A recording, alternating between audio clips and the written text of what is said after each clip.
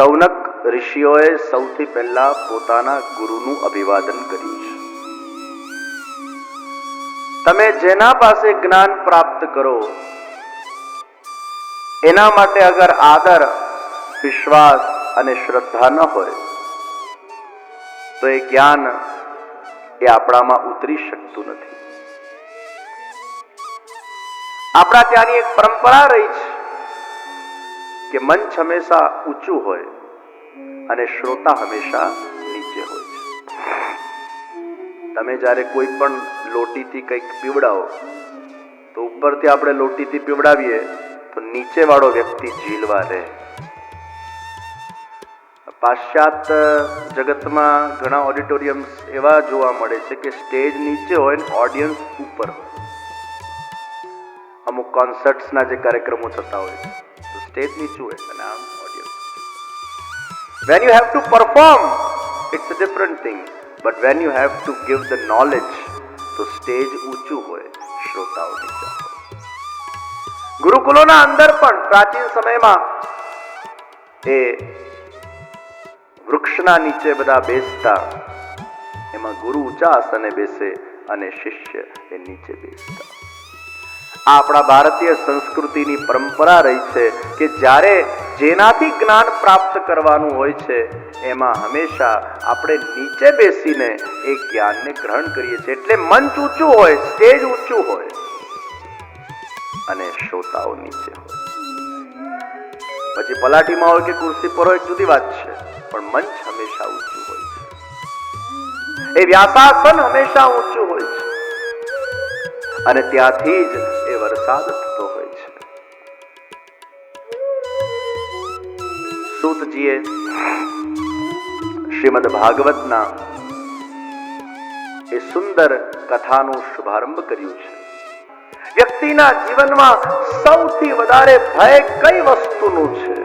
એ મૃત્યુનો ભય. આમ તો વ્યક્તિનું આખું જીવન કોઈ ને કોઈ ભયમાં વીતતું, અને આ ભયની જનની એ ચિંતા છે. ચિંતામાંથી જ ભય જન્મે.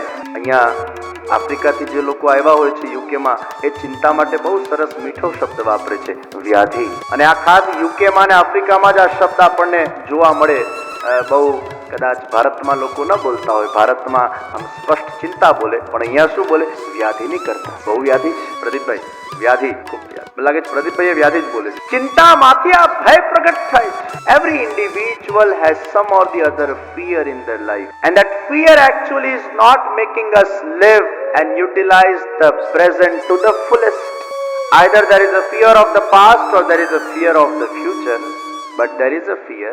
અને આપણને પૂછવામાં આવે સૌથી મોટું ફિયર કયું, તો એમાં મોખરે આમ તો નાની નાની ઘણી બધી ચિંતાઓ હોય, પણ ચિંતામાં પણ સૌથી ઉપર કઈ ચિંતા છે? એ મૃત્યુની ચિંતા છે. આપણા પોતાના મૃત્યુની. અને યા કોઈકનું મૃત્યુ અગર થાય, કોઈક બીમાર પડે, કોઈ હોસ્પિટલાઇઝ થાય અને જીવન મરણના એ સંકટના વચ્ચે એ ડોલા ખાતું હોય, એ વખતે ચિંતા વ્યક્તિની પરાકાષ્ઠાએ પહોંચી જાય. કારણ કે પોતાના સ્વજનનું મૃત્યુ એ જોઈ નથી શકતો વ્યક્તિ. તો પોતાના સ્વજનના મૃત્યુનો ભય યા પોતાના મૃત્યુનો ભય, આ દુનિયાનો સૌથી મોટો ભય એ મૃत्यु છે. और वही मृत्यु ये संसार का कटु सत्य है. ये कड़वी दवा हर एक को पीनी पड़ती. तो काल व्याल मुखग्रास ત્રાસ નિર્નાશ સહિત. શ્રીમદ ભાગવતનું આચમન, ભાગવતનું રસપાન એ આ મૃત્યુના ભયમાંથી વ્યક્તિને મુક્ત કરી નાખે. એ વ્યક્તિ નિડર બને છે. અગર આ ભાગવતનું રસપાન વ્યવસ્થિત રીતે અગર આપણે કર્યું હશે તો આ સૌથી મોટા ભયમાંથી મુક્તિ એ ભાગવત આપે. અને એટલે જ ભગવદ્ ગીતા અને રામાયણ એ જીવનના આદર્શ આપે છે. ભગવદ્ ગીતા એ જીવન જીવવાની કળા શીખવાડે છે અને ભાગવત એ આપણને મરતા શીખવાડે છે. મૃત્યુને સુધારવા માટેનો શ્રેષ્ઠ ગ્રંથ એ શ્રીમદ ભાગવતમ છે. અભયદાન, રાજા પરીક્ષિત કો ભી અભયદાન શ્રીમદ ભાગવતને પ્રદાન. 7મા દિવસે આપણે સાંભળશું કે જે વખતે મૃત્યુ રૂપી તક્ષક એ પરીક્ષિતને કરડવા આવે છે, એ વખતે અભયત્વને પ્રાપ્ત કરેલો પરીક્ષિત મૃત્યુથી લેશ માત્ર ખબરાત. અરે દેવો, અમૃતનું કળશ લઈને આવ્યા અને શુકદેવજીને કહે છે આને અમૃત પીવડાવી દઈએ, આને તો 7 દિવસના અંદર મૃત્યુ પ્રદાન થવાની છે. ત્યારે પરીક્ષિત કે છે મુજે અમૃત નહીં ચાહીએ, મુજે તો કથામૃત ચાહીએ. આવું અભયત્વ મૃત્યુ સામે છે તો પણ મૃત્યુનો સ્વીકાર ને આવકાર ને સ્વાગત એ અમૃત કળશને પણ બાજુ પર મૂકે. શ્રીમદ ભાગવતી વાર્તા દેવાનામ અપી દુર્લભા સુરાનામ અપી દુર્લભા. દેવોને પણ જે દુર્લભ એવી આ ભાગવતની કથા.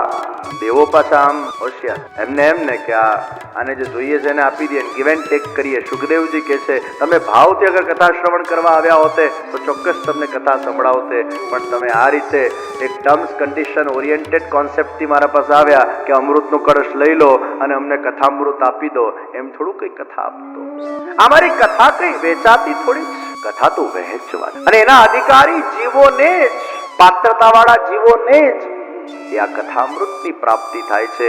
કારણ કે આ કથામૃતથી એ જીવન વ્યક્તિનું સાચા અર્થમાં દિવ્ય બની જતું હોય. મૃત્યુના ભયથી વ્યક્તિ અભયતાને પ્રદાન કરે છે.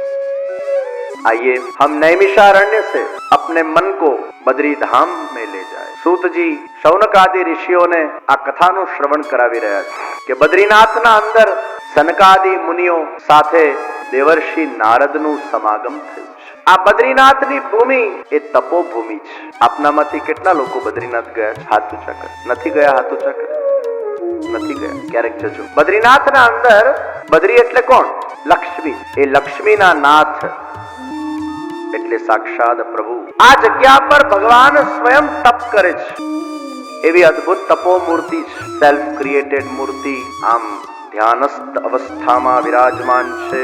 કોઈ માણસે બનાવેલી મૂર્તિ નથી, સ્વયંભૂ મૂર્તિ છે. અને આપણા ભારત દેશના અંદર આવા સ્વયંભૂ સ્વરૂપો અનેક જગ્યાએ વિરાજમાન. કદાચ આખા વિશ્વના અંદર સનાતન હિન્દુ વૈદિક ધર્મ જ એક એવું ધર્મ છે જ્યાં સ્વયંભૂ ઠાકોરજી, સ્વયંભૂ ભગવાનની મૂર્તિઓ, સ્વરૂપો એ સૌથી વધારે માત્રામાં વિદ્યમાન છે.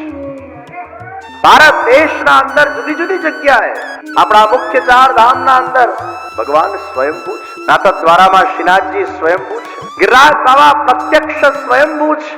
અને ગિરિરાજજીની કેવી કેવી સુંદર સુંદર શિલાઓ, સાક્ષાત પ્રભુના મુખ દર્શન કરાવતી શિલાઓ, સાક્ષાત પ્રભુના ચરણ દર્શન કરાવતી શિલાઓ.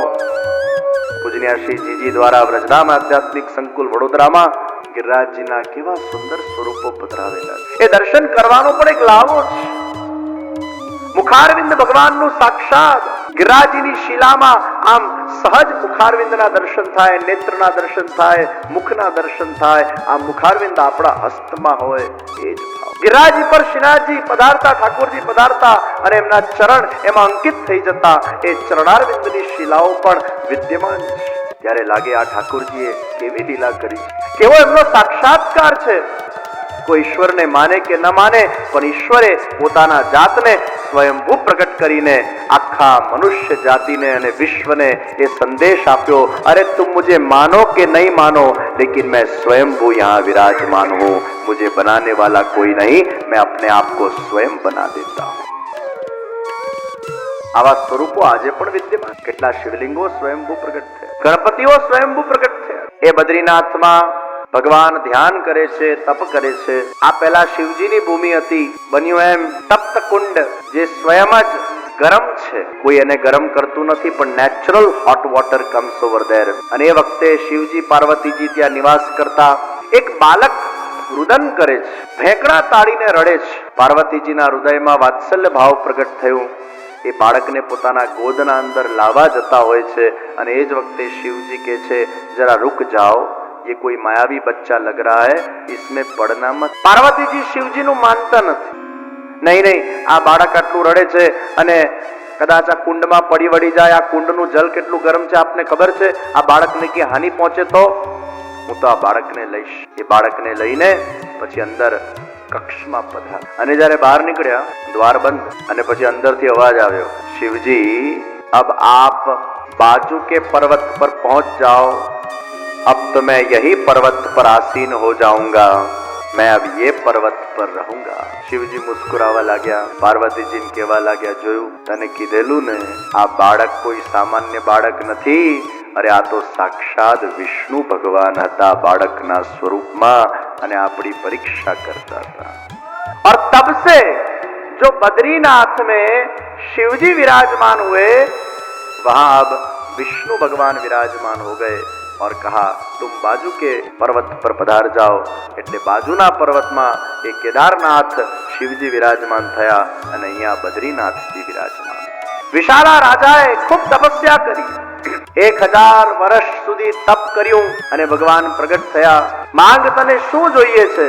વિશાલા રાજાએ એટલું જ કીધું, प्रभु आप साक्षात मुझे फल के स्वरूप में प्राप्त हो गए, अब और कोई कामना नहीं. बस इतनी मैं आपको विनती करता हूँ कि मुझे 1 साल लगे आपको रिझाने के लिए. अब कोई भी यहाँ आकर तप करे उनको इतना समय न लगे, आप जल्दी दर्शन दे देना, बस यही मैं कामना करता हूँ. भगवाने तथास्तु કીધું.